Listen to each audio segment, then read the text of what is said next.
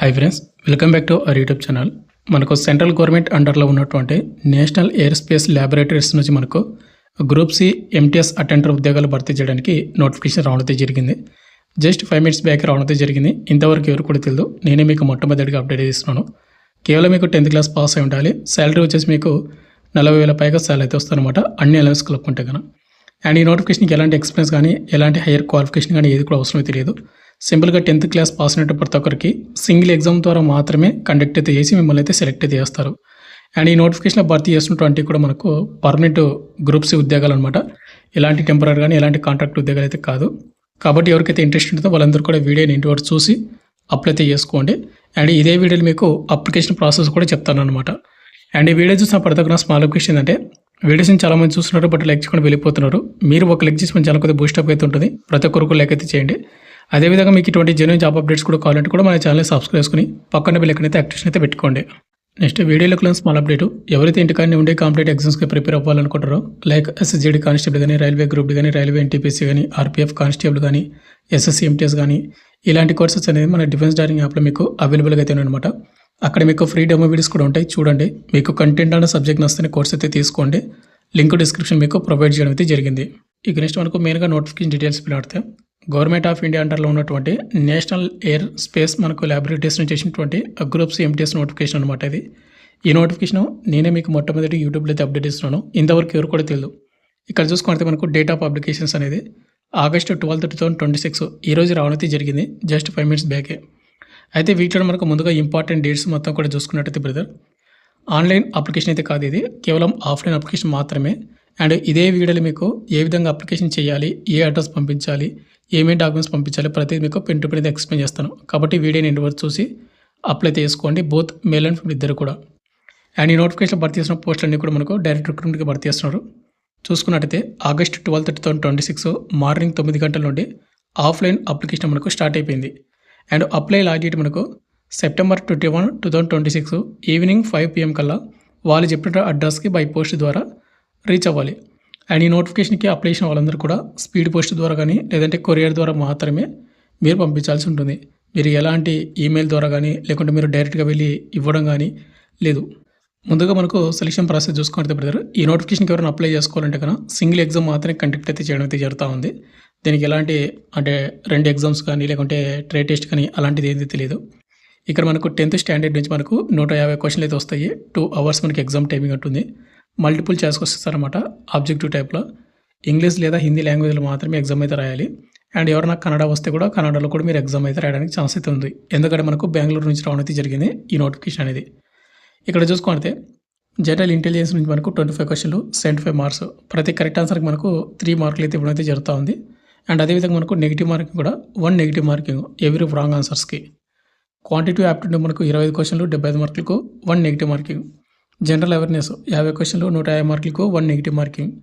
English language 50 క్వశ్చన్లు 150 మార్కులకు 1 negative mark అయితే వాళ్ళు మెన్షన్ చేయడం అయితే జరిగింది.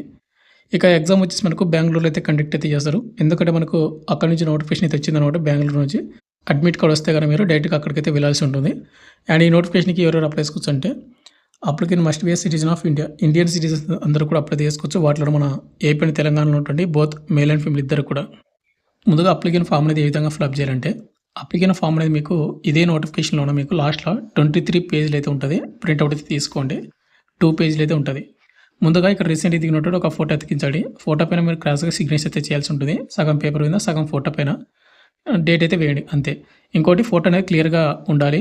బ్యాక్గ్రౌండ్ మీకు ఎలాంటి డిస్టర్బెన్స్ ఉండకూడదు. ప్లేన్గా దిగండి. క్యాప్స్ కానీ స్పెట్స్ కానీ పెట్టుకొని దిగొద్దండి. ఇక నెక్స్ట్ మనకు ముందుకు వచ్చేసి అడ్వర్టైజ్మెంట్ నెంబర్ అయితే ఇవ్వాలి అండ్ పోస్ట్ కోడ్ అయితే ఇవ్వాల్సి ఉంటుంది అనమాట. ఇక్కడ అడ్వర్టైజ్మెంట్ నెంబర్ వచ్చేసి మనకి ఇక్కడ చూసుకుంటే ఇదైతే మీరు ఇవ్వాల్సి ఉంటుంది అనమాట. 11/2026 అని. ఇక పక్కనే మనకు పోస్ట్ కోడ్ వచ్చేసి ఎంటీఎస్ అయితే రాయాల్సి ఉంటుంది. ఇక నెక్స్ట్ కింద వచ్చేసి మనకు ఫస్ట్ ఆప్షన్ వచ్చేసి name of the candidate.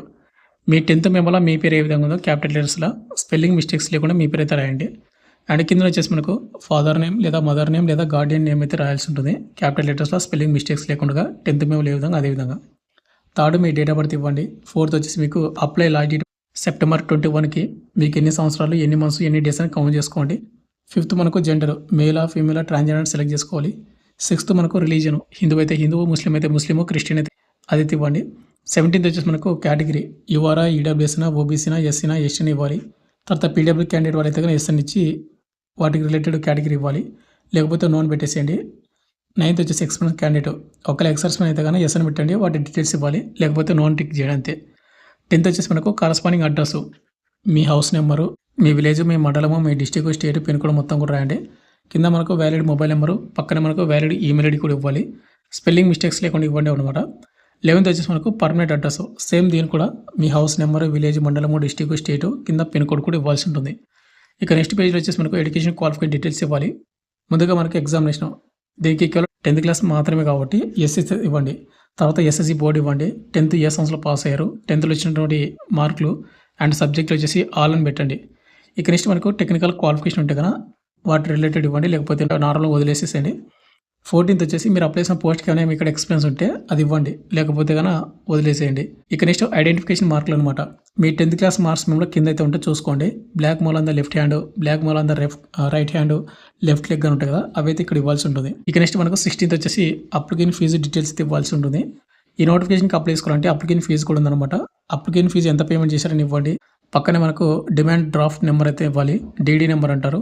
And date, A date మీరు పేమెంట్ చేశారు, ఇష్యూయింగ్ బ్యాంకు ఏ బ్యాంకులో చేశారు, బ్రాంచ్ ఏంటి, కింద వచ్చేసి మీరు ఏ అడ్రస్కి మీరు పేమెంట్ చేశారు డీడీ అనేది ఇక్కడ ఇవ్వాల్సి ఉంటుంది. ఇక కింద మనకు డిక్లరేషన్ అయితే ఉంటుంది. ఇక్కడ సిగ్నేచర్ ఆఫ్ ద క్యాండిడేట్ కూడా సిగ్నేచర్ చేయండి. ప్లేస్ కూడా మీ విలేజ్ కానీ మీ మండలం కానీ ఇవ్వండి. డేట్ వచ్చేసి మీరు ఏ డేట్ అయితే అప్లై చేసిన ఆ డేటు. అండ్ కింద ఎన్క్లోజర్ వచ్చేసి మీరు ఏమేమి డాక్యుమెంట్స్ పంపిస్తున్నారో అన్నీ కూడా ఇక్కడ మీరు రాయాల్సి ఉంటుంది. 10th మార్క్స్ మేము xerox, Aadhaar card xerox, and caste certificate xerox, and DD, ఇంకా చాలా రకాల డాక్యుమెంట్స్ ఉంటాయి కదా, అన్నీ కూడా మీరు రాయాల్సి ఉంటుంది అనమాట ఇక్కడ. ఇక నెక్స్ట్ మీరు ఏం చేస్తారంటే ఒకటి మెయిన్ ఇన్లాప్ అయితే తీసుకోండి.